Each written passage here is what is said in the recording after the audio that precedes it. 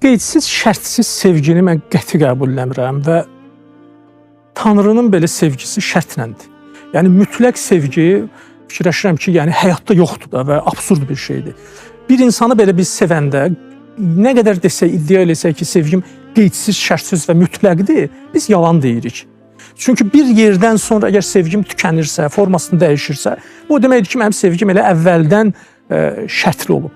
Bu adamın, bu yarımın nə olduğunu bilməmişdən qabaq mən də çox iddia eləyərəm ki, səni mən mütləq sevirəm. Ancaq çirkaba girəndən sonra sevmək absurddur və yanlışdır. Çünki bu adam düşünərək, ayaq sürüşməsi olmadan onlarla şans verdin, yüzlərlə şans verdin. Bu dedi, yox, mən elə sənin acığına bu işi eləyəcəm düşünərək. Artıq orada sevgi qalmır və sevgi qalsa mənə görə o ədalətsizlik olar. Ona görə ki, yaxşı, layiq olan insanları da mən sevirəm. Bunu da sevirəm, bunu da sevirəm. Bununla bunun arasında hissimdə mən niyə fərq qoymuram?